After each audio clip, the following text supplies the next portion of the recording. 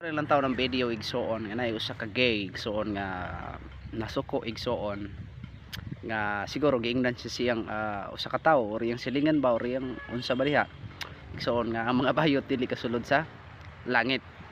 Apan igsoon ato ning klarohon, ato ning tun-an kung tinuod bugon ni igsoon, no? Siguro sakitan ni siya kay siguro basing yaga-yaga pod pagka istorya o pagpanghukom pod igsoon di gyud ta makahukom. No, ato nang klarohon di ta manghukom na makahukom nga mga bayot dili kasulod sa langit ato tun-an igsuon kung unsa ang gisulti sa Biblia, no? Kay ang Biblia igsuon maghatag kaninato og katin-awan, maghatag og katambagan. Kay matod pa ni San Pablo 2 Timoteo 3:16 nga ang tibuok kasulatan gikan sa Dios, lamdag og mapuslanon, alag sa pagtudlo, sa pagbadlong, sa pagsaway kung unsa ang pagkinabuhi nga matarong. So atong tun-an ang Biblia, susihon nato ang Biblia kung unsa ang giingon about niini nga sitwasyon, about nining gay, no? About nining mga bayot, no? So karon igsoon, no? Nakatawa pug ko, no, sa iyang expression nga murag suko pug kaayo siya. Siguro yaga-yagaon pud ning tawo nagsulti ani sa iya, ha, no? So atong klarohon na kita pud nga mga tawo pod, no, di pud ta dayon mohukom kay ang Dios lang maoy maghuhukom, no? Siya lang ang nasayod sa tanan. Apan naa may Biblia igsuon nga puno sa kamatuoran nga kinahanglan nato tun-an, no? So ato karon susihon ang Biblia kung unsa ang gisulti sa Biblia about niining mga bayot, no, na may gisulti diri igsuon. Igsuon sa creation pa igsuon ang gibuhat sa Ginoo lalaki gayud og babayi. Wa gyud nagbuhat ang Ginoo og tumboy og bayot. Igsuon Ecclesiastes 7:21 ang gihimo sa Ginoo perfect, no? Perfect igsuon, no? Matarong hingpit igsuon. Apan igsuon, no, sa pagpakasala ni Adan og Eva igsuon, diha naging sugod igsuon ang tanan pagkadili matarong sa kinabuhi sa tao. Diha nagsugod tanan igsuon kung unsa karon ang ato sitwasyon, maupon ni ang sanguna igsuon nga kahimtang. Ang kahimtang ni Adan ug Eva sa dihang nakasala na sila igsuon, grabe kaayo, no? Grabe kayo ilang kahimtang. Si Adan ug Eva nagsakripisyo, si Adan, si Eva nagantos diya sa pagpanganak, no? Grabe kay igsuon. Nya sa ato apod ingon ana gyapon igsuon kay kana siya, no? Nya naay kamatayon kana sa igsuon mao na ang bunga o bunga sa ilang pagpakasala. Muna igsuon nga makaingon pug ko nga siguro kining mga bayot, mga tumboy wa na giapil sa paglalang sa Ginoo. Dili resulta ra na sa pagpakasala ni Adan ug Eva. No, resulta ra na igsuon. Mo nang di ta pasagad, no? Di ta pagsagad igsuon, di po nato ni mabasol nganong naay tumboy ug bayot igsuon.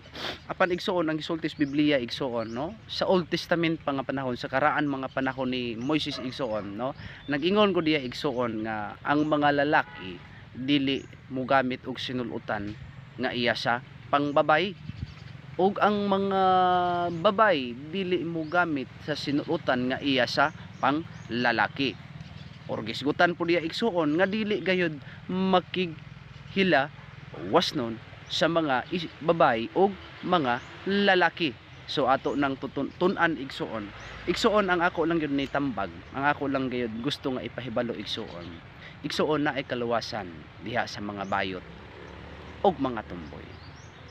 Na ay kaluwasan igsuon, no? Na ay kaluwasan kay ang Ginoo igsuon maluluyon. Ingon ang Ginoo bisan unsa ka pakapula sa imong sala, 1 Isaiah 18-19, bisan unsa ka pakapula sa imong sala, maputi kini kaayo sama sa balibos karnero.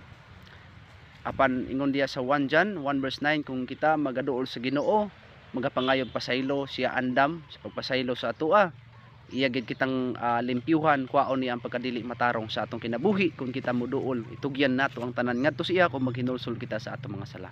Apan igsuon naapod tay mabasa sa teksto nga kining mga bayot di gud kasulod sa langit. Dili ako nang istorya nini, ha, kun dili ang sinulat diri sa 1 Corinthians 6:9. Akong basahon igsuon kun unsa ang giingon, no? 1 Corinthians, no? 1 Corinthians 6:9 igsuon, no? Kay matod pa sa usa ka gay diri igsuon nga nakaadto na ba ka sa langit nganong nasayod man ka nga dili makasulod ang mga bayot. Hinaut unta nga inyo ning masabtan, no? Wa mo ko kadto pod sa langit Pero makasulti ko nga ang mga bayot di gid kasulod sa langit nga naman naaman sa teksto, naaman sa sinulat ni San Pablo. Akong basahon. 1 Corinthians 6 verse 9. Ingon diri, nasayod ba kamo nga ang mga dili matarong, dili makapanunod sa gingarian sa Dios? Ayaw kamo pagpanglimbong, walay makagilawason, mga tigsimba o mga Dios-Dios o mananapaw o mga bayot o mga kawatan o mga dalo, mga palahubog o mga tigpasipala o mga tulisan nga mga panunod sa gingarian sa Dios. So klaro ka igsuon o mga bayot, no? O mga bayot, klaro kaayo igsuon nga dili makapanunod sa unsa sa gingharian sa Dios.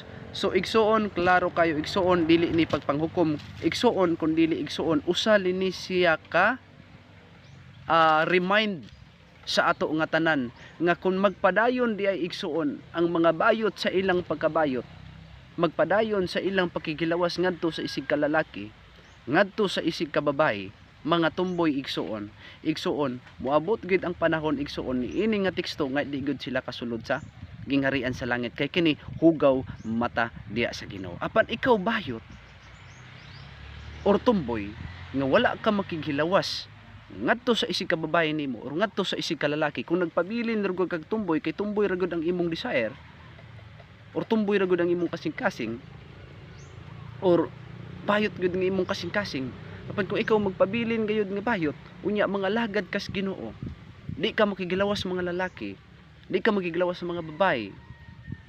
Kung maginulsol kasi mong mga sala, mubalik ka nga tos pagpangalagad sa Ginoo, bag-uhon nimo imong kinabuhi, igsuon naay kaluwasan. No? Naay kaluwasan because God is full of mercy, maluluyon ang Ginoo. Apan igsuon, kung imong hugawan ang imong lawas, kining ato lawas mao ni templo sa Ginoo, dili gid gusto sa Ginoo nga maging puno sa kabastusan ang tao, kay kontra sa Ginoo ang immoralidad nga mga binuhatan igsuon, mga kabastusan